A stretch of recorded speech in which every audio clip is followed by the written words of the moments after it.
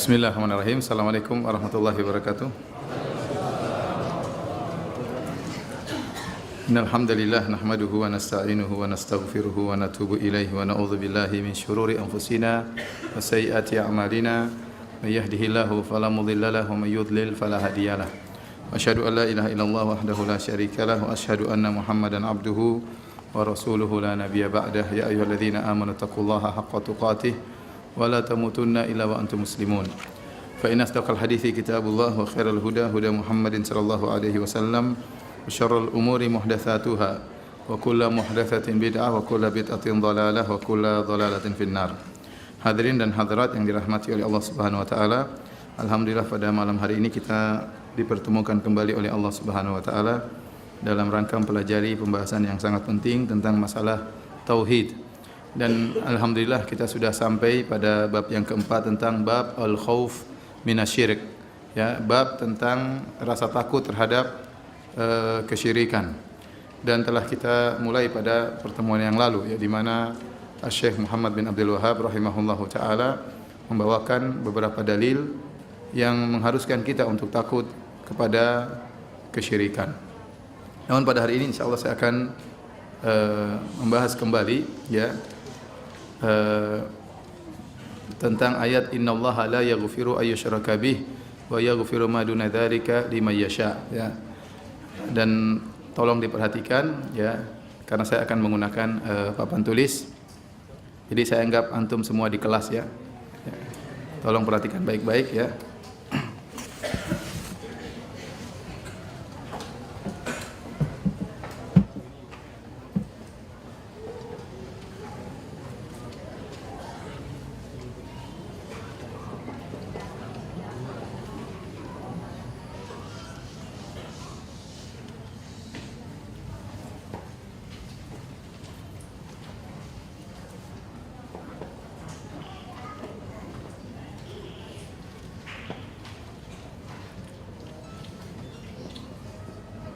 Allah SWT berfirman, sesungguhnya Allah tidak mengampuni dosa kesyirikan dan Allah mengampuni dosa-dosa selain kesyirikan. Dan ini membuat kita sangat takut kepada kesyirikan, karena semua dosa apapun selain kesyirikan bisa diampuni oleh Allah SWT. Contoh, seorang meninggal dunia dalam kondisi mencuri, lagi mencuri ditembak sama polisi, meninggal. Apakah pasti masuk neraka? Jawabannya belum tentu. Ya, bisa jadi Allah ampuni kalau Allah kehendaki. Contoh, ya, seorang merampok, tahu-tahu ketangkap massa, dipukulin sama massa sampai mati. Apakah pasti masuk neraka? Jawabannya belum tentu. Semuanya di bawah kehendak Allah Subhanahu wa taala. Karena Allah yang bilang, Allah tidak mengampuni dosa syirik dan mengampuni dosa selain syirik bagi yang Allah kehendaki. Bagi yang Allah kehendaki. Ada orang lagi berzina, kemudian meninggal dunia. Ada atau tidak? Ada, ya. Lagi berzina, meninggal dunia, seperti saya dengar cerita, ada sebagian orang, ya, pergi berzina, tahu-tahu lagi berzina, meninggal di tempat, ya. Menyedihkan, ya. Ada orang bermaksiat, ya, sedang nonton video porno, tahu-tahu dicabut nyawanya oleh Allah Subhanahu wa taala. Kemarin saya baca cerita ada seorang Jepang meninggal dunia ketilis majalah porno. Walhamdulillah, ya. Kita tidak tahu kapan kita meninggal dunia. Oleh karenanya semua ini lagi durhaka pada orang tua meninggal dunia. Apakah dia masih masuk neraka? Jawabannya tidak. Dia masih tahta masyiatillah. Dan ini akidah Ahlussunnah wal Jamaah. Akidah Ahlussunnah wal Jamaah. Dalilnya apa? Karena Allah mengatakan wa yaghfiru ma duna dzalika liman yasha. Allah mengampuni selain kesyirikan bagi yang Allah kehendaki. Maka dalam akidah Ahlussunnah kita sekarang tentang murtakibul kabirah.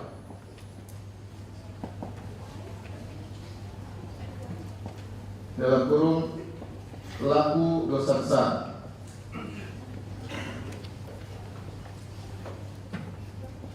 Begini, ya. Murtakibul kabirah, pelaku dosa besar, bagaimana hukumnya di dunia dan di akhirat? Maka secara umum ada 3 madhab, ya. Madhab yang pertama adalah madhab Khawarij. Mereka mengatakan di dunia kafir. Tes. Di dunia kafir. Kemudian di akhirat kekal di neraka.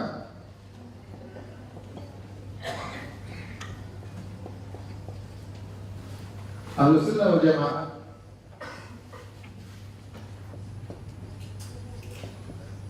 Ahlus Sunnah wal Jamaah, benar kan? Ahlus Sunnah wal Jamaah, benar kan? Karena ada ahlul bidah. Ada sebagian orang tidak mau disebut ahlul bidah, padahal mereka suka bikin bid'ah. Katanya ini bid'ah hasanah. Kita namakan mereka ahlul bid'ah hasanah.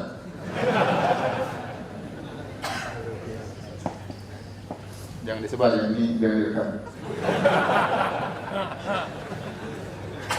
Baik, Ahlus Sunnah wal Jamaah bagi pelaku dosa besar di dunia, mukmin, dia masih mukmin. Tapi dia apa? Naqisul iman, imannya kurang. Imannya kurang. Mukmin naqisul iman, atau bisa dibilang fasik. Tapi dia masih mukmin, imannya kurang. Di akhirat ini yang disebut dengan tahta masyiatillah, di bawah kehendak Allah.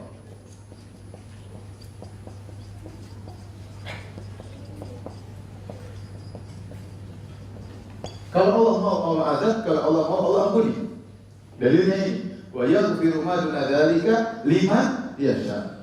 Allah mengampuni dosa selain syirik bagi yang Allah kehendaki. Jadi ada orang yang meninggal dalam kondisi melakukan dosa besar dikehendaki oleh Allah untuk diazab. Ada yang dikehendaki oleh Allah untuk diampuni.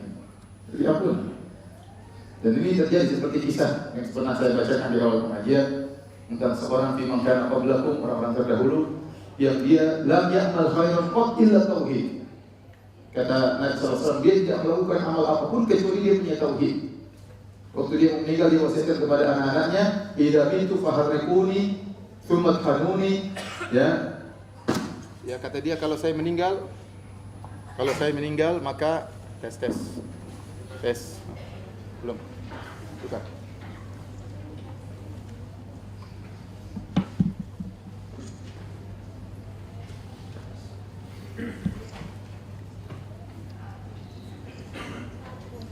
Tes. Kata dia, kalau saya meninggal wahai anak-anakku, maka bakarlah saya, kemudian hancurkan tumbuklah saya sampai saya menjadi debu. Tsumma dzuruni fil yammi fi yaumin ra'id. Kemudian tebarkanlah debuku di lautan tatkala angin bertiup kencang, supaya jasadnya terpencah-pencah, ada yang di lautan, ada yang di angin. La in qadira Allahu alayya la yu'adzibannani adaban la yu'adzibu ahadan min alamin. Kalau Allah bisa membangkitkan saya, maka dia akan mengadabku dengan adab yang sangat pedih. Tiba-tiba Allah bangkitkan dia. Kata Allah, ya ardu ijma'i ma fiki minhu. Wahai bumi, kumpulkan orang tersebut, itu tahu muncul. Maka Allah berkata, wa ma hamalaka ala dzalik? Apa yang membuatmu memerintahkan anak-anakmu untuk membakar dirimu kemudian disebar debumu? Kata dia, khasyataka ya Rabb, karena saya takut kepada Engkau. Kenapa dia takut? Karena dia terlalu banyak maksiat. Tapi Allah ampuni dia. Berarti ada orang meninggal dalam kondisi dosa besar, Allah bisa mengampuni dosa-dosanya. Jadi setiap dosa besar tidak boleh kita pastikan orang itu masuk neraka. Ada orang meninggal bunuh diri, apa kita boleh memastikan dia masuk neraka? Tidak boleh. Ada orang meninggal merampok, apa dipastikan masuk neraka? Jawabannya tidak boleh. Ini akidah Ahlus Sunnah. Jawabannya tahta masyiatillah. Dia di bawah kehendak Allah Subhanahu wa taala. Kalau Allah mau bisa disiksa, bisa juga apa? Diampuni. Nah, ada mazhab ketiga namanya mazhab Al-Mu'tazilah. Al-Mu'tazilah ini asal muasalnya munculnya di Irak, di majelis Hasan Al-Basri, salah seorang ulama dari ulama tabi'in. Hasan Al-Basri menyampaikan pengajian dan dia berbicara tentang masalah pelaku dosa besar. Maka ada yang bertanya, bagaimana dengan orang melakukan dosa besar hukumnya? Maka rupanya ada muridnya yang bernama Wasil bin Atha menjawab. Dia bilang, menurut saya pelaku dosa besar itu fi manzilah baina manzilatain. Jadi di dunia fi manzilah baina al-manzilatain. Artinya di tengah-tengah. Di tengah-tengah antara mukmin dan kafir. Antara mukmin dan apa? Kafir. Dia bukan mukmin, dia juga bukan kafir. Terus di mana? Di tengah-tengah. Apa namanya? Namanya di tengah di antara dua tempat. Namanya di tengah-tengah. Fi manzilah bainal manzilatain. Ini bid'ah yang pertama kali muncul oleh Wasil bin Atha. Kemudian Hasan al-Basri kemudian marah, menyuruh dia pergi. Maka dia i'tazala. Maka dia pun meninggalkan majelis Hasan al-Basri. Maka dikenal dia dengan firqah apa? Mu'tazilah. Dan dia punya teman, pengikutnya, muridnya yang sangat terkenal, namanya Amr bin Ubaid. Amr bin Ubaid ini kalau antum baca sejarahnya, orangnya sangat zuhud, orangnya suka nangis, orangnya rajin ibadah, sehingga banyak orang terpedaya. Akhirnya madhab Mu'tazilah tersebar gara-gara Amr bin Ubaid. Kenapa? Orangnya rajin beribadah, orangnya zuhud. Orang kalau lihat langsung terkesima, orang terlihat langsung apa? Terpedaya, karena orang yang sangat zuhud. Tetapi ternyata dia membawa pemikiran yang berbahaya, pemikiran apa? Mu'tazilah. Paham? Jadi menurut mereka di dunia tidak mukmin, tidak kafir, cuma di tengah-tengah. Jadi ingat, tidak semua pendapat yang tengah itu baik. Paham ya? Ada orang sok mengeluarkan pendapat tengah-tengah padahal ngawur. Benar ini? Ya. Oh, kalau kamu kata di tengah-tengah. Padahal ini ngawur. Dan ini lebih ngawur daripada yang lainnya karena lebih apa namanya? Sama. Seakan-akan benar, ternyata apa? Ngawur. Enggak boleh. Ya. Musik haram atau halal? Ya haram. Tengah-tengah. Boleh kalau untuk kebaikan. Nggak repot orang senang dengan pendapat seperti itu. Benar atau tidak? Benar. Kalau buat keburukan nggak boleh, buat kebaikan nggak apa-apa. Ya orang senang. Ini pendapat yang mantap ini. Asalnya memang banyak orang suka musik. Dapat tempat begini bagus ya. Dapat ada pendapat begini senang. Jadi saya ingatkan, tidak semua yang kesannya bijak, kesannya tengah-tengah itu benar, belum tentu. Seorang harus menimbang dengan apa? Dengan dalil. Baik. Di akhirat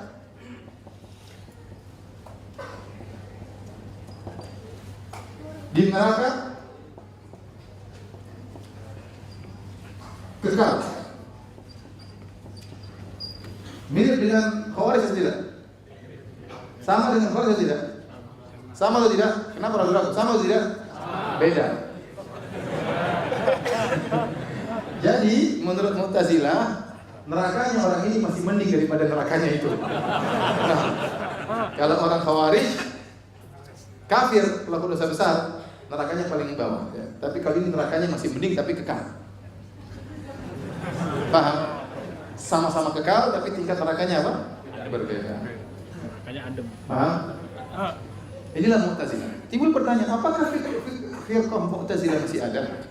Wallah alam ya. Saya buka-buka di internet, ada sebagian orang masih ngaku dirinya sebagai Mu'tazilah karena buku-buku tokoh Mu'tazilah masih ada. Seperti bukunya Al-Mughni karangan Al-Qadhi Abdul Jabbar, kemudian juga bukunya Syarh Usul Khamsah tersebar di internet, masih ada pengikutnya. Dan kemarin Allah mentakdirkan saya pergi ke Oman. Oman negara Arab, ya. Dari sana negaranya dibangun di atas pemikiran Al-Ibadiyah. Al-Ibadiyah itu salah satu cabang dari firqah Khawarij, ya. Tetapi pemikirannya adalah masalah akidah tentang Mu'tazilah. Pemikirannya persis Mu'tazilah. Oleh karena mufti mereka menulis buku isinya akidah Mu'tazilah, seperti menolak Allah bisa dilihat di akhirat. Di antaranya masalah orang yang meninggal pelaku dosa besar masuk neraka, sekali masuk nggak bisa keluar. Kalau akidah Ahlussunnah tidak. Taruhlah ada seorang meninggal dalam kondisi melakukan dosa besar, kemudian ditimbang masuk neraka, suatu saat dia akan apa? Keluar. Kalau mereka tidak, sekali seorang masuk neraka tidak bakalan apa? Keluar. Ya. Makanya pernah salah seorang teman di sana berdebat sama salah seorang dari mereka. Oh, kita sebenarnya sama ngomong-ngomong, terus akhirnya sampai pada masalah orang masuk neraka. Kata teman saya, kalau masuk neraka sudah dicuci keluar. Oh, di sini kita beda. Di sini kita beda. Jadi pemikiran Mu'tazilah masih ada. Tapi inilah beda antara Khawarij, Mu'tazilah dan Ahlussunnah wal Jamaah. Nah, Ahlussunnah wal Jamaah meyakini dosa selain kesyirikan tahta masyiatillah, bisa diampuni dan juga bisa diazab oleh Allah Subhanahu wa taala. Kalaupun diazab, suatu saat akan keluar menuju apa? Surga. Kalaupun diazab, suatu saat akan keluar menuju surga. Nah, ini semua menunjukkan akan bahayanya syirik. Kenapa rahmat Allah begitu luas? Orang melakukan dosa apapun, selama itu bukan syirik, masih mungkin diampuni. Ternyata kalau syirik tidak akan diampuni. Ini menunjukkan seorang banyak takut kepada kesyirikan. Sudah jelas belum? Saya mau hapus. Sudah ya? Atau dipoto cerek? Ada model catat baru kan yang sudah? Sudah ya? Sudah potong? Hapus ya? Hapus ya? Sudah foto dulu.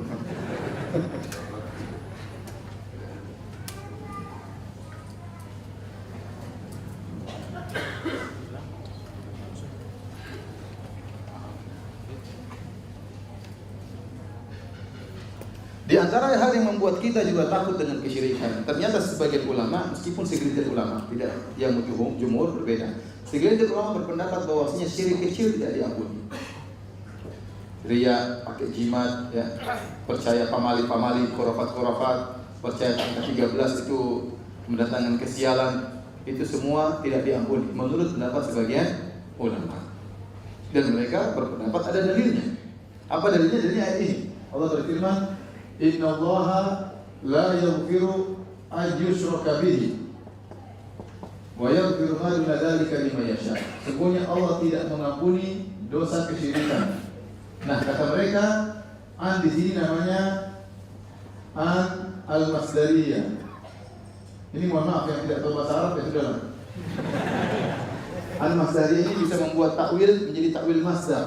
Sehingga an yushraka bihi ini ditakwil menjadi isyrakan bihi. Isyrakan bihi. Nah, kita sudah sering menyampaikan dalam kaidah kalau ada kalimat nakirah datang dalam konteks penafian atau konteks syarat, maka memberikan faedah apa? Keumuman. Ini sudah sering saya ulang-ulang. Sekarang saya ulang lagi. Saya ulangi ya. Kalau ada kalimat nakirah yaitu tanwin datang dalam konteks penafian, maka memberikan faedah apa? Keumuman. Di sini penafian lah, nafi. Bil nafi.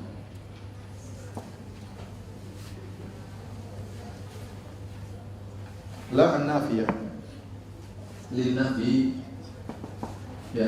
Jadi tatkala nakirah ini, tanwin ini nakirah datang dalam konteks fisyatin nafi, maka memberikan faedah keumuman. Kalau kita artikan, sungguhnya Allah tidak mengampuni syirik model apapun, maka mencakup syirik al-akbar dengan apa? Syirik al-asghar. Pendapat ini mengerikan karena kalau orang melakukan syirik kecil tidak akan diampuni. Apa maksudnya tidak diampuni? Sebagaimana disyaratkan oleh Syekh Islam Taimiyah, apa maksudnya tidak diampuni?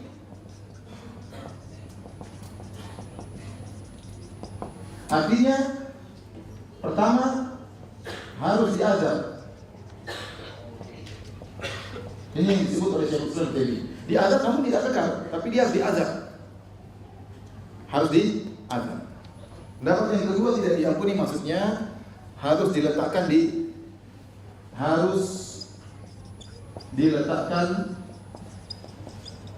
timbangan keburukan.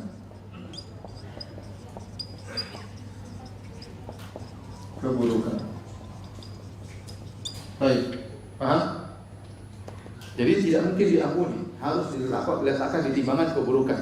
Nah, kalau diletakkan di timbangan keburukan susah, karena untuk menyaingi harus butuh kebaikan yang sangat berat. Paham? Kan kita nanti di akhirat akan ditimbang. Tapi kalau harus diazab ini juga mengerikan. Ini pendapat Syekhul Islam Ibnu Taimiyah rahimahullah taala, dan pendapat ini dinisbahkan kepada Syekhul Islam Ibnu Taimiyah bahwasanya termasuk syirik yang tidak diampuni, syirik besar maupun syirik apa? Syirik kecil. Nah, kalau kita tahu syirik kecil tidak diampuni, ini mengerikan. Siapa di antara kita yang lolos selamat daripada riya, ingin dipuji, ujub dan yang lain-lain? Ya. Baik. Wallahu a'lam bishawab. Pendapat yang benar, ini pendapat jumhur ulama, ya, bahwasanya yang tidak diampuni cuma syirik apa? Besar. Yang tidak diampuni cuma syirik besar. Apa dalilnya? Jadi yang tidak diampuni cuma apa?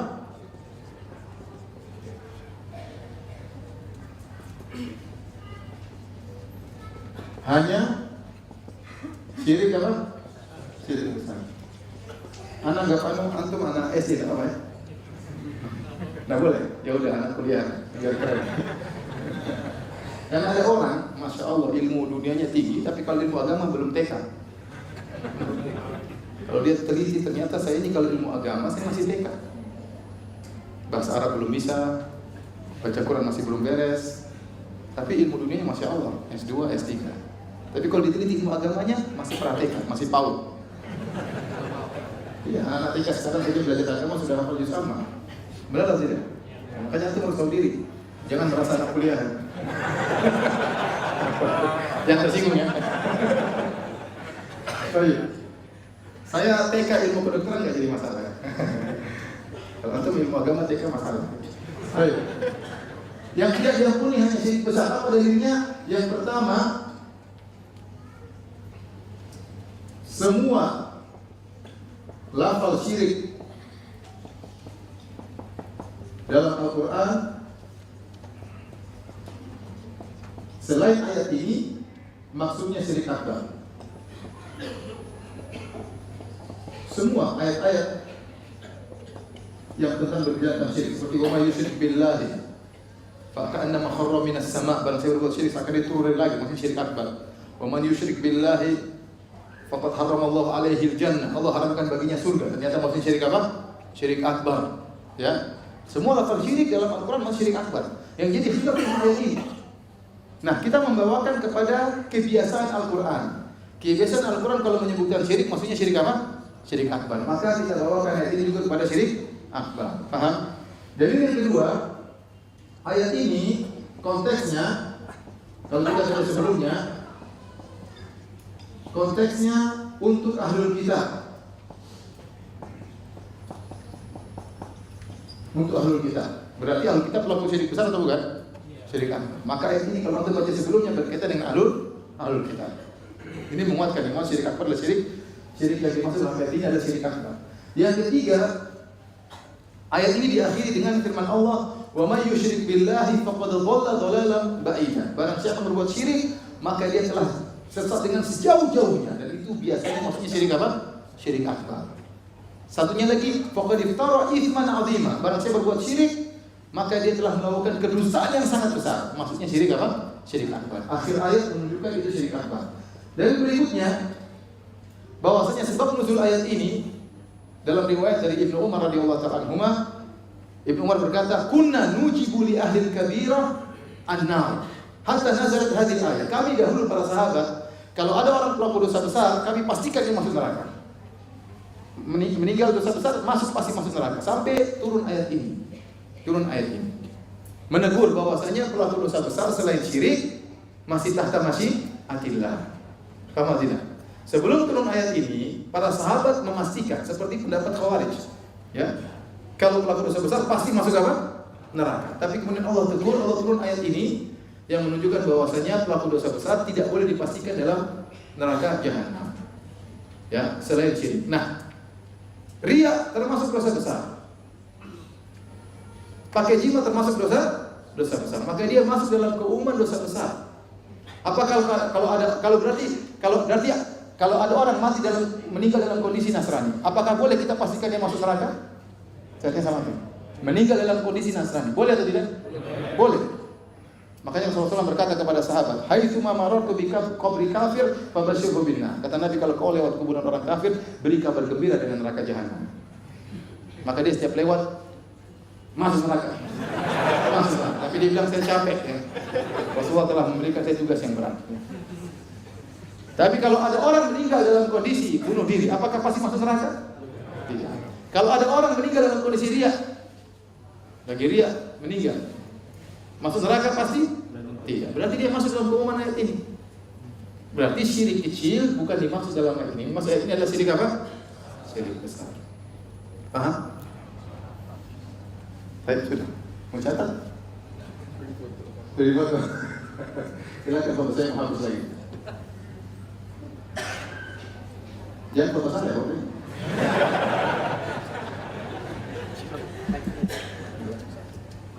Nah, lupa ya. Kalau sudah saya menghapus. Sudah belum? Sudah ya? Nah ya?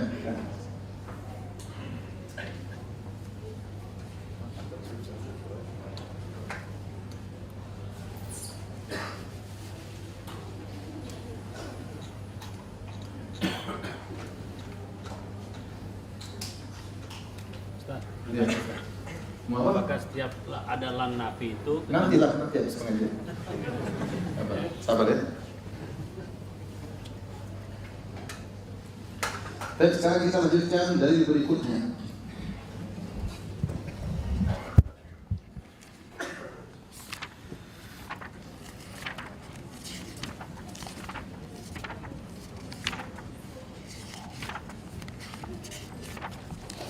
Kemarin sudah kita bahas tentang masalah riya. Kita sampai pada hadis Ibnu Mas'ud. Bahwasanya Rasulullah SAW bersabda, "Man mata wa huwa yad'u min dunillahi niddan dakhalan nar." Barang siapa yang meninggal dalam kondisi berdoa kepada Allah Subhanahu wa taala, maka barang siapa yang meninggal dalam kondisi dia berdoa kepada selain Allah, menjadikan selain Allah sebagai tandingan, maka dia masuk neraka, ya. Kita catat lagi. Hadis Ibnu Mas'ud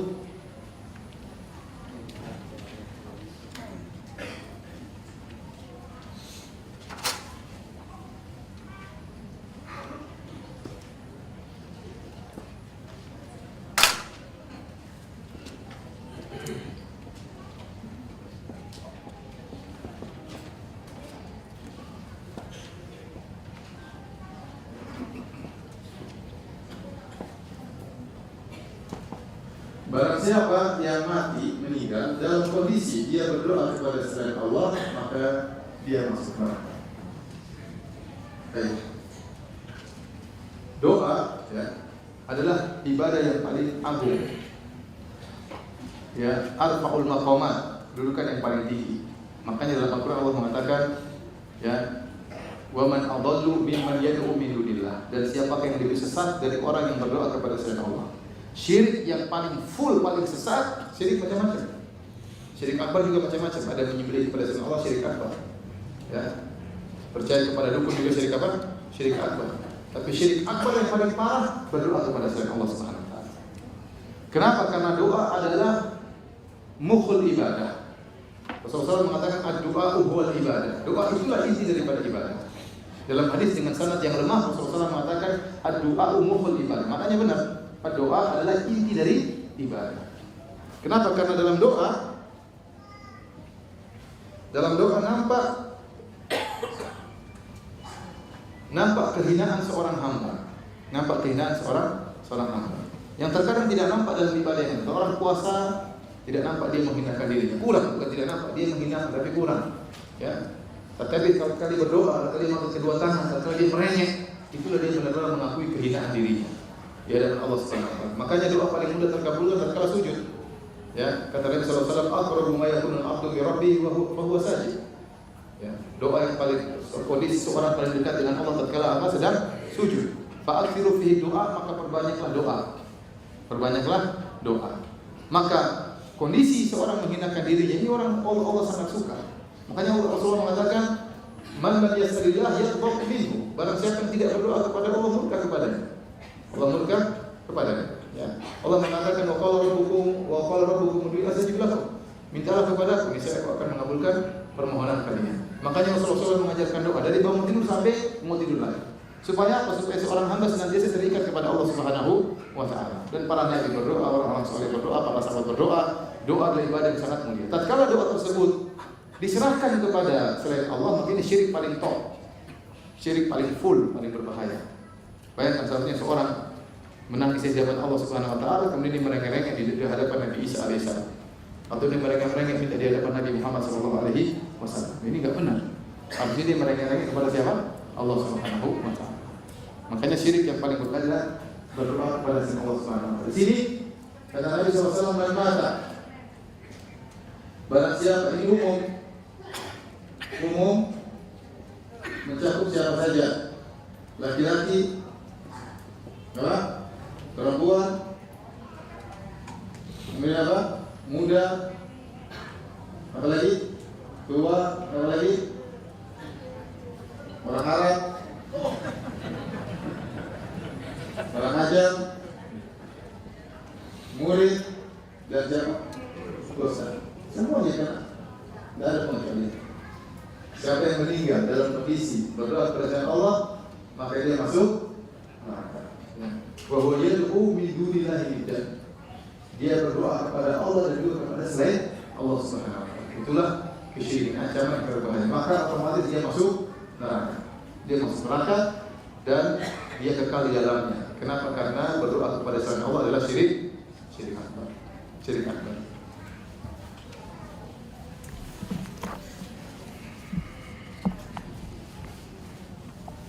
Kemudian di sini juga perhatikan. Tes. Bukan ini saya lagi. Oh ini. Aja. Tes. Baterainya habis.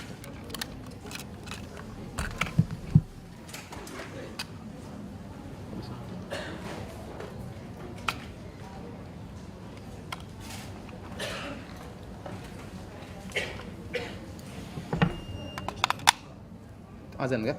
Belum. Tes. Satunya lagi mungkin. Hah? Oh gitu. Kemudian juga di sini ada nid dan tandingan. Ini juga umum. Ingat, nakirah dalam konteks persyaratan. Sini mansatiyah. Barang siapa yang meninggal dalam kondisi berdoa kepada selain Allah, berdoa kepada siapapun, nid dan tandingan bagi Allah Subhanahu wa taala. Umum, siapapun. Apakah berdoa kepada jin atau malaikat atau nabi atau sunan, siapa lagi? Wali, siapa lagi? Nabi, ustaz, kiai dan lain-lain. Semua, pohon, batu, semuanya. Bahkan malaikat pun tidak boleh. Ya. Allah mengatakan wal mudabbirati amra, demi para malaikat yang mengatur urusan-urusan dalam surat An-Nazi'ah. Allah bersumpah dengan malaikat. Kata Allah wal mudabbirati amra, demi para malaikat yang mengatur urusan. Ada malaikat pengatur gunung, ada malaikat pengatur awan, ada malaikat pengatur hujan, ada malaikat maut.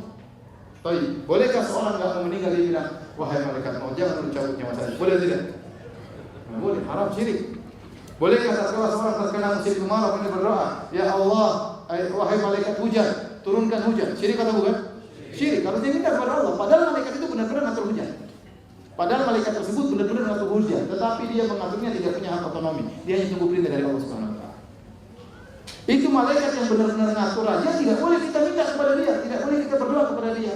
Nah, bagaimana ada orang lebih bahlul kemudian minta kepada malaikat? Ya, Bima tidak bisa apa-apa, dia tidak bisa mandi, ente yang mandikan. Dia tidak bisa pakai baju, ente yang kafankan. Dia tidak bisa sholat, ente yang sholatkan. Dia tidak bisa doa, ente yang doakan. Dia tidak bisa pulang ke rumahnya, ente yang kuburkan. Semuanya ente. Setelah ente kuburkan baik-baik, kemudian ente minta, Mbah, saya habis kubur Mbah. Saya tadi yang mandikan Mbah. Saya yang tadi nyolatkan Mbah. Saya tadi kafankan Mbah. Mbah, saya sudah lama menikah, gak punya anak Mbah. Gimana Mbah? Mbak bilang nanti bahlul. Mbak dulu juga mandul waktu masih hidup. Jadi malaikat saja tidak boleh kita minta, apalagi apa?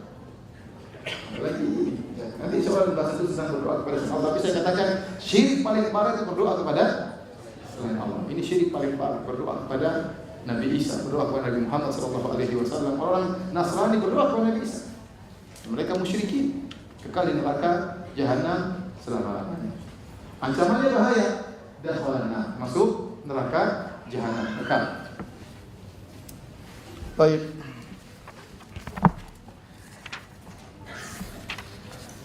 Hadis yang terakhir ya, diriwayatkan oleh Imam Muslim dari Jabir radhiyallahu anhu, Rasulullah SAW bersabda, "Man laqiyallaha la yusyriku bihi syai'an dakhalal jannah."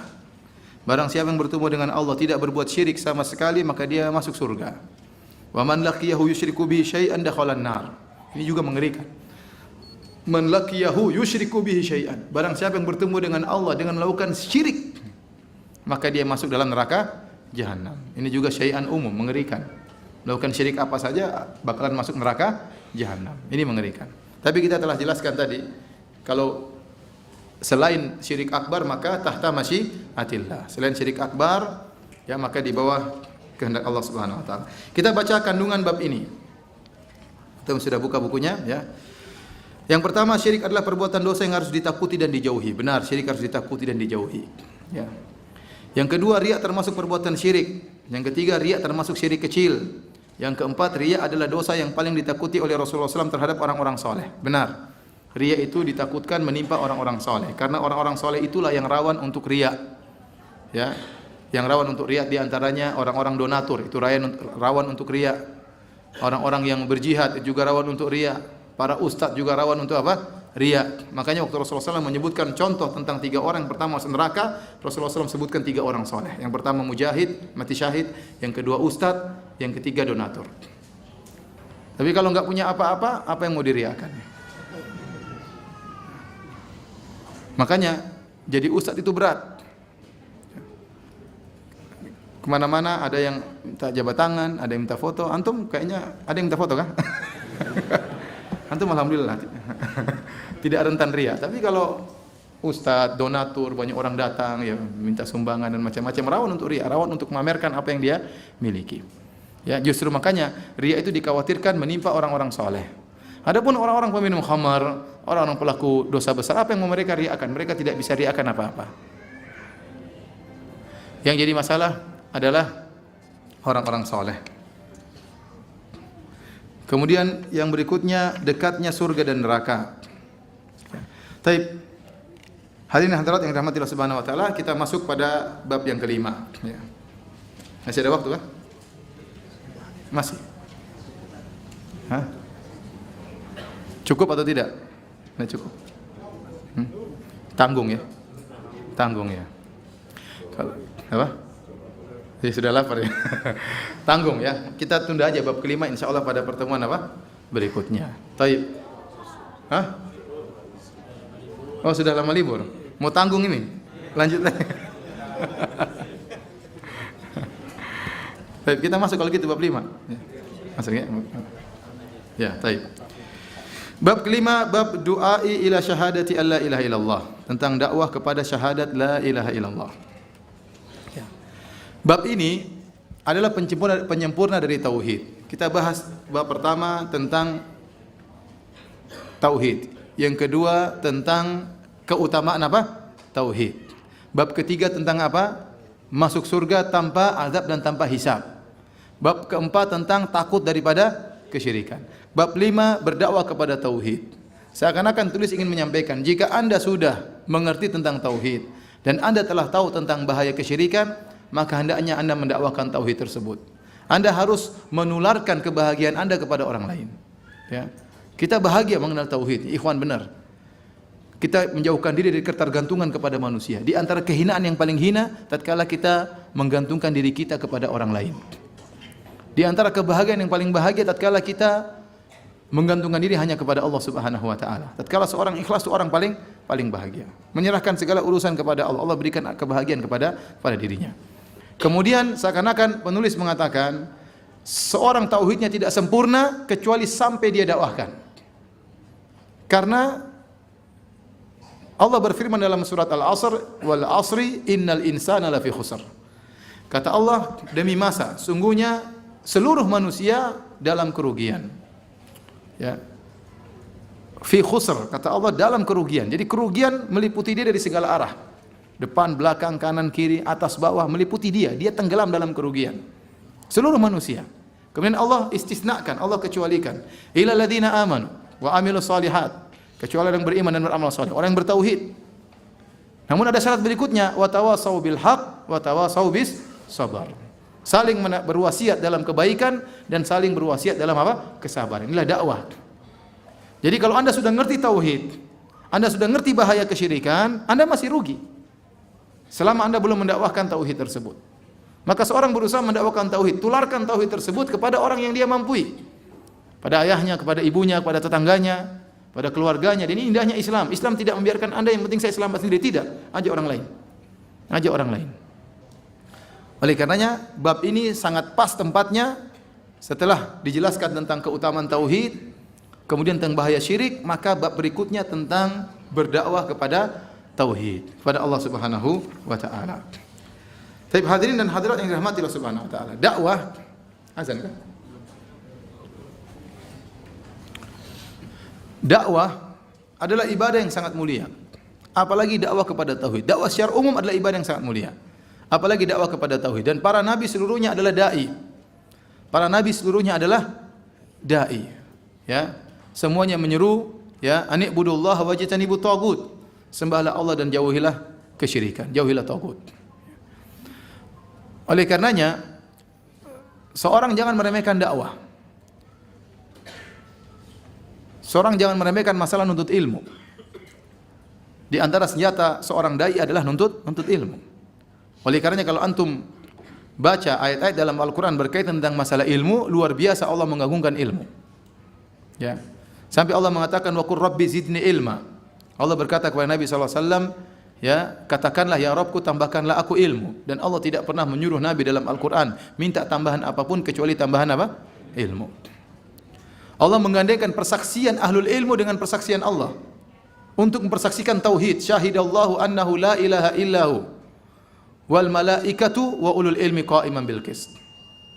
Kata Allah Subhanahu wa taala, Allah bersaksi bahwasanya tidak ada yang berhak disembah kecuali Allah. Allah bersaksi tentang tauhidnya Allah, tentang keesaan Allah. Kemudian Allah gandengkan dalil Allah. Apa argumentasi Allah tentang keagungan tauhid? Pertama persaksian Allah. Kemudian Allah gandengkan dengan persaksian malaikat, wa malaikatuhu. Setelah itu Allah sebutkan persaksian apa? Para ahli ilmu, wa ulul ilmi, dan orang-orang memiliki ilmu. Bayangkan Allah gandengkan persaksian ahli ilmu dengan persaksian Allah Subhanahu wa taala. Ya. Oleh karenanya tatkala Allah berbicara tentang jihad, Allah berbicara tentang ilmu. Kata Allah Subhanahu wa taala, "Wa ma kana al-mu'minuna liyanfiru kaffah, falaula nafara min kulli firqatin minhum ta'ifatun liyatafaqahu fid din." Ya, jangan semua orang pergi berjihad, harus ada yang tersisa untuk belajar agama. Tapi kita lanjutkan insyaallah. Setelah ini salat, kemudian habis salat kita lanjutkan lagi. Ya.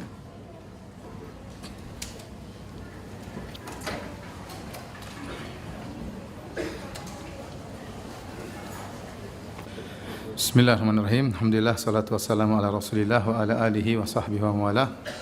Hadirin dan hadirat yang dirahmati oleh Allah Subhanahu wa taala. Kita lanjutkan pengajian kita tentang bab ad-da'wah ila syahadati alla ilaha illallah, tentang berdakwah kepada la ilaha illallah, berdakwah kepada tauhid. Nah, kita jelaskan bahwasanya dakwah adalah ibadah yang sangat mulia. Oleh karenanya para rasul seluruhnya adalah dai. Ya, tidaklah Allah memberikan kepada mereka tugas kecuali tugas yang sangat mulia, itu berdakwah di jalan Allah Subhanahu wa taala. Ya. Oleh karena tadi saya sampaikan bahwasanya nuntut ilmu itu perlu, karena di antara bekal dai adalah menuntut ilmu. Makanya banyak ulama yang mengatakan bahwasanya nuntut ilmu merupakan jihad. Jihad ada dua. Ada al-jihad bis-sinan wal jihad bil lisan. Jihad dengan pedang dan jihad dengan ilmu, dengan lisan, dengan dakwah, dengan tulisan. Dua-duanya penting dalam syariat Islam. Ya. Bahkan asalnya adalah jihad dengan lisan. Asalnya jihad dengan lisan. Kapan kita berjihad dengan pedang? Kalau memang diperlukan. Tapi seandainya tidak diperlukan, maka tidak perlu berjihad dengan apa? Dengan pedang. Kembali kepada hukum asal berjihad dengan lisan. Oleh karenanya disebutkan banyak para nabi, kita baca cerita mereka dalam Al-Qur'an, ya, mereka berjihad dengan lisan. Tidak semuanya berjihad dengan apa? Dengan pedang. Contohnya Nabi Musa alaihissalam tidak memerangi apa? Fir'aun. Contohnya Nabi Isa alaihissalam juga tidak mengangkat pedang untuk melawan rezim Romawi tatkala itu, ya. Contohnya Nabi Nuh juga tidak melakukan peperangan, Nabi Hud, Nabi Saleh dan nabi-nabi yang lainnya, ya. Nabi Ibrahim alaihissalam juga tidak demikian. Oleh karenanya jihad dengan pedang adalah perkara yang sangat penting, tetapi tidak selamanya diperlukan atau terkadang tidak memenuhi persyaratan. Ya. Berbeda dengan jihad dengan lisan. Jihad dengan lisan, dengan dakwah, ya, kapan saja bisa kita lakukan. Oleh karenanya Allah Subhanahu wa taala menamakan dakwah dengan jihad. Dalam surat Al-Furqan ayat 52 kata Allah Subhanahu wa taala, "Fala tuti'il kafirina wajahidhum bihi jihadan kabira." Kata Allah, dan janganlah engkau taat kepada orang-orang kafir dan berjihadlah kepada mereka dengan jihad yang besar. Bihi, jihadlah dengan Al-Quran. Allah Subhanahu wa taala menyuruh Nabi berjihad melawan orang kafir dengan Al-Quran, dan ini adalah ayat Makkiyah. Ayat Makkiyah. Saya sudah sampaikan, ayat Makkiyah adalah ayat yang turun sebelum Nabi berhijrah. Adapun ayat Madaniyah adalah ayat yang turun setelah Nabi apa? Berhijrah. Dan waktu Nabi masih di Mekah, di fase Mekah sebelum berhijrah, belum diwajibkan jihad dengan pedang. Tetapi Nabi hanya berdakwah dan berdakwah, dan dakwah Nabi tersebut dinamakan jihad oleh Allah Subhanahu wa taala. Wajahidhum bihi jihadan kabira. Kata Allah, dan jihadlah melawan mereka dengan Al-Qur'an. Di antara jihad dengan ilmu juga adalah jihad melawan orang-orang munafik. Kata Allah Subhanahu wa taala, ya ayuhan nabi jahidil kuffara wal munafiqina waghluz alaihim. Wahai Nabi, berjihadlah engkau melawan orang-orang kafir dan orang-orang munafik. Saya tanya sama antum, jihad melawan orang munafik bagaimana? Apakah dibunuh orang munafik dibunuh? Tidak, orang munafik tidak boleh dibunuh. Ya, makanya Nabi tidak pernah membunuh orang munafik. Padahal Nabi tahu orang munafik di kota Madinah dan mereka lebih parah daripada orang kafir, tapi KTP-nya Islam. Waktu ada sahabat mengatakan, "Da'ni adrib unuqa hadzal rajul." Ya Rasulullah, biarkan saya penggal kepala munafik ini. Kata Rasulullah sallallahu alaihi wasallam, "La yaqulun nas anna Muhammadan qatala ashabahu." Jangan sampai orang bilang Muhammad membunuh sahabatnya. Karena orang munafik KTP-nya apa? Islam. Tapi Allah menyuruh Nabi berjihad melawan orang munafik. Dengan apa? Dengan ilmu. Dengan ilmu. Oleh karenanya jangan kita sepelekan masalah dakwah. Betapa banyak orang-orang masuk Islam sampai sekarang di negara-negara kafir bukan dengan pedang, dengan ilmu, dengan rahmat, dengan dakwah.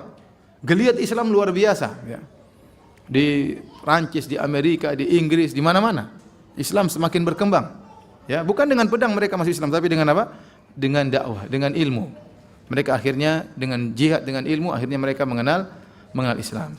Oleh karenanya banyak ulama yang berpendapat di antara asnaf mustahiqiz zakat ats-tsamaniyah, di antara golongan orang yang berhak menerima zakat, di antaranya adalah wa fi sabilillah, yaitu orang-orang yang berjihad di jalan Allah. Sebagian ulama seperti Syekh bin Baz rahimahullahu taala dan yang lainnya berpendapat bahwasanya di antaranya para dai. Para dai mereka dianggap berjihad di jalan Allah Subhanahu wa taala. Ya, oleh karena mereka juga berhak menerima zakat. Ya, ini pendapat sebagian ulama karena dianggap bahwasanya para dai adalah orang-orang yang berjihad di jalan Allah Subhanahu wa taala. Karenanya hadirin hadirat yang dirahmati oleh Allah Subhanahu wa taala, maksud saya Anda datang kemudian belajar itu bukan perkara yang sepele di sisi Allah, itu perkara yang besar. Seorang berusaha menuntut ilmu, berusaha menyampaikan agama ini, berusaha menularkan tauhid kepada orang lain.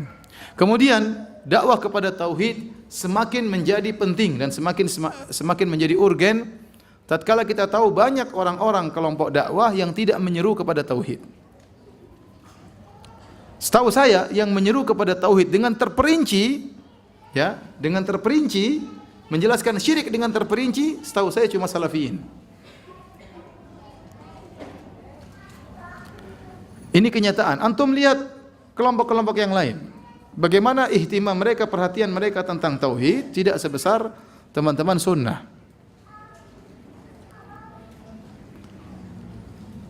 Saya tidak bisa bayangkan seandainya salafiyin semua tidak ada di alam semesta ini, siapa yang mengingatkan tentang syirikan, siapa yang bahas tentang masalah kesyirikan.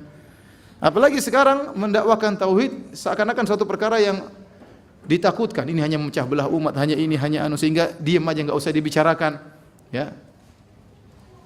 Oleh karenanya para hadirin dan hadirat yang dirahmati Allah Subhanahu wa taala, ini menjadikan kita harus lebih perhatian lagi terhadap tauhid karena yang mendakwakan tauhid ternyata tidak banyak. Ternyata tidak banyak. Kalau mendakwakan tauhid secara global, marilah kita mengesahkan Allah, jauhkan kesyirikan, semua orang juga mendakwah demikian. Tapi berdakwah secara detail, bahwasanya ini syirik dalam tauhid rububiyah, syirik dalam tauhid asma wa sifat, syirik dalam tauhid uluhiyah. Siapa yang mendakwakan seperti itu? Kecuali orang-orang sunnah saja. Yang lain tidak ada perhatian masalah ini. Bukan tidak perhatian, kurang perhatiannya. Kurang perhatian mereka terhadap masalah-masalah seperti ini. Oleh karenanya ini membuat kita semakin perhatian terhadap masalah tauhid, kita berusaha untuk mengerti dengan baik agar kita bisa mendakwakan dengan baik dan menularkan kebahagiaan yang kita rasakan kepada umat Islam. Ya. Saya kemarin dengar subhanallah menyedihkan di suatu daerah, ya. Mau disebut namanya atau tidak? Nanti saya nggak boleh ke sana lagi. Ada satu daerah, ada suatu tempat di situ ada namanya batu Quran.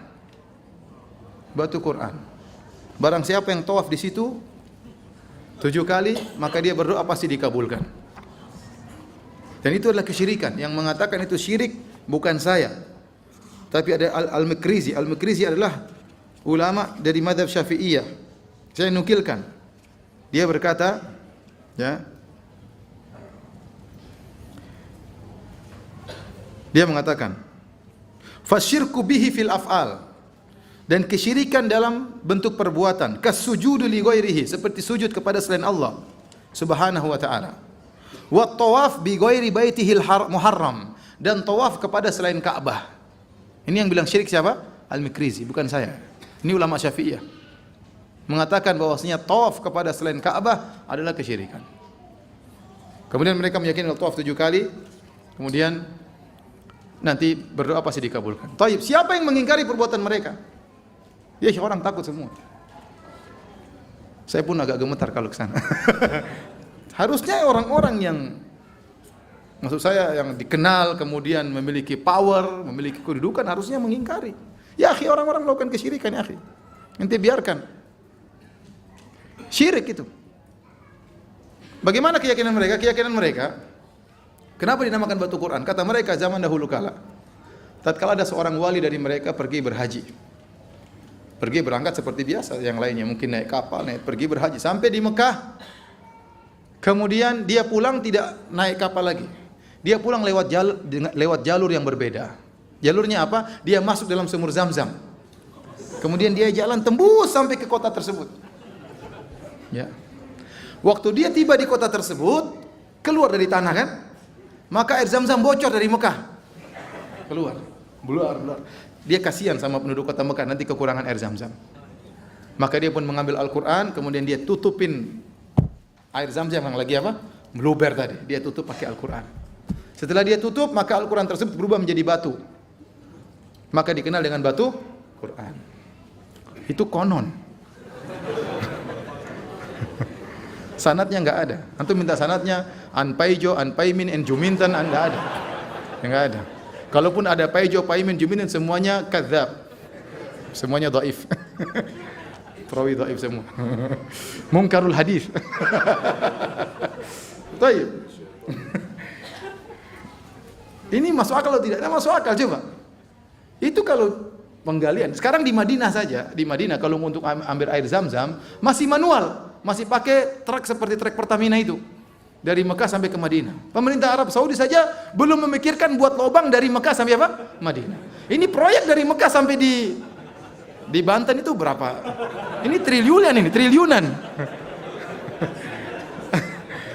Ya, akhi subhanallah bikin proyek sampai tembus luar biasa. Waktu dia lewat masuk sumur Zam-Zam, maka ditahan sama orang Mekah, jangan ya, jangan. Sebentar ya masuk. Ya, subhanallah, khurafat luar biasa.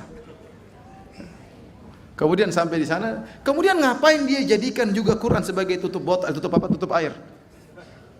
Al-Quran ini bukan dibaca bukan buat tutup-tutupan. Kenapa ke Al-Quran kemudian tutup? Kemudian Al-Quran tersebut dirubah menjadi batu. Ya akhi, penghinaan. Al-Quran itu kalamullah. Mana lebih mulia, Quran atau batu? Kenapa Quran dirubah jadi batu? Biasanya yang dirubah jadi batu kalau dikutuk, ya atau tidak? Zulumat ba'dhuha fawqa ba'd. Kemudian yang tawaf di antaranya ada yang pakai celana kolor saja. Sudah tidak hormat tawaf ngeliling Quran pakai celana kolor. Apa kurang ajar? Ya akhi subhanallah, ini kesyirikan, orang di sana berduyun-duyun, ngantri-ngantri. Siapa yang berani mengingatkan? Ya. Oleh karena tugas kita semua ya. Makanya saya katakan menyuruh kepada tauhid ini tidak semua orang melakukannya. Banyak orang pikir panjang, takut dan macam-macamnya ya. Menimbang dan macam-macamnya. Tapi agama Allah harus kita sampaikan. Kasihan umat. Kasihan umat ya. Dan umat masih banyak yang tidak ngerti. Masih banyak orang-orang saudara-saudara kita yang tidak mengerti tauhid secara terperinci, tidak mengetahui syirik secara terperinci. Sehingga mereka sering dibohongin, sering ditipu daya dan yang lainnya. Tapi hadirin dan hadirat yang Allah Subhanahu wa taala, saya sampai di sini saja ya. Insyaallah kita lanjutkan lagi pada pertemuan berikutnya. Enggak tahu kapan ya. Tunggu pengumuman ya. Dan sebelumnya saya akan mau kasih hadiah kepada orang yang bisa jawab pertanyaan, 4 pertanyaan. Ini buku saya yang baru, judulnya Syarah Kitab Tauhid, menjelaskan Tauhid, jilid 1. Kenapa jilid 1? Karena baru segitu yang bisa saya tulis ya.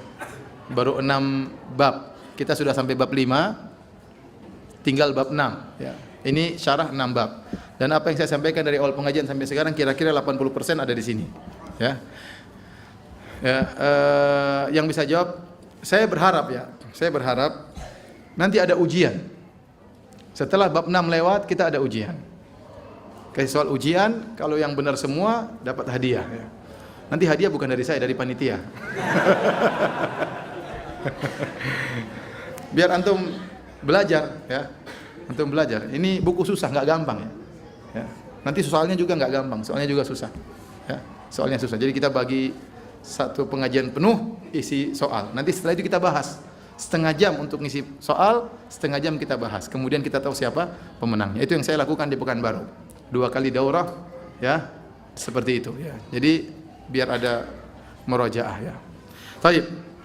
Pertanyaan pertama, tadi telah kita jelaskan bahwasanya syirik yang tidak diampuni hanyalah syirik akbar. Siapa yang bisa sebutkan 3 dalil kenapa cuma syirik akbar yang tidak diampuni?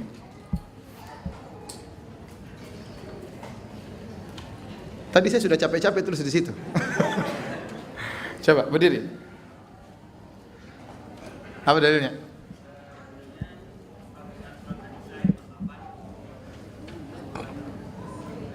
Iya, kenapa dikatakan cuma syirik akbar saja yang diampuni?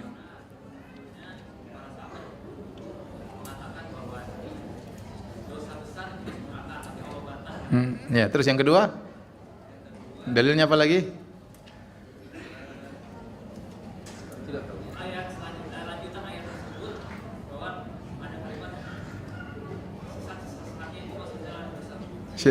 Terus yang ketiga?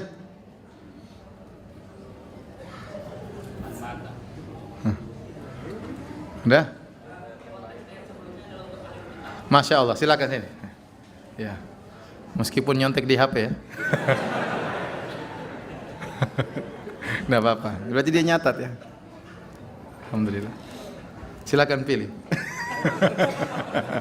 Sama aja ya. Sudah.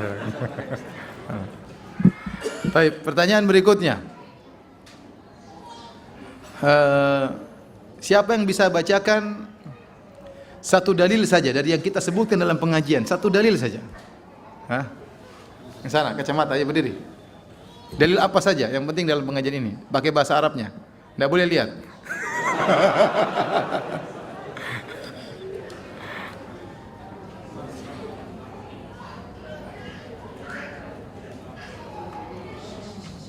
Sesungguhnya Allah tidak mengampuni syirik dan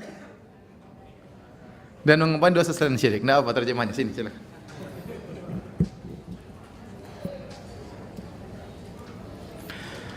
Pertanyaan berikutnya. Siapa yang bisa bedakan, yang jelaskan apa bedanya Khawarij dan Mu'tazilah? Tengah-tengah itu kacamata, berdiri ya. Enggak boleh lihat. Silakan. Oh ya, Kak. Pelaku dosa besar.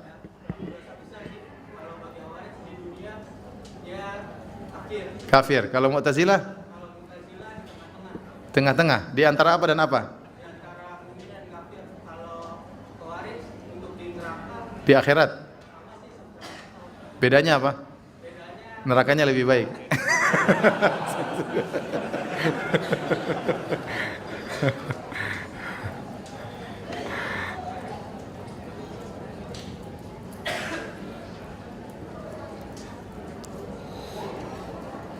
Pertanyaan terakhir.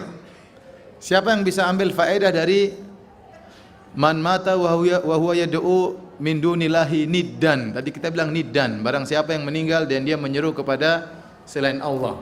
Tadi saya jelaskan tadi, niddan apa faedahnya? Silakan berdiri. Ya. Ya. Baca apa berdiri.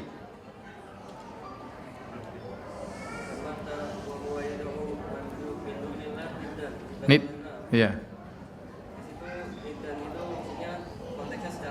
Iya. Siapa aja?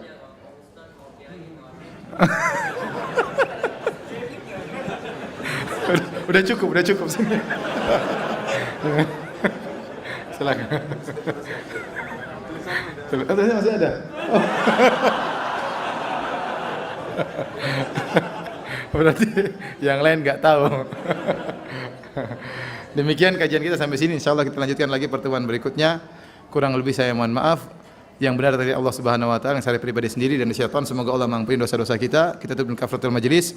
Subhanakallah bihamdik asyhadu an la ilaha illa anta astaghfiruka wa atubu ilaik. Assalamualaikum warahmatullahi wabarakatuh. Nanti aja sebenarnya.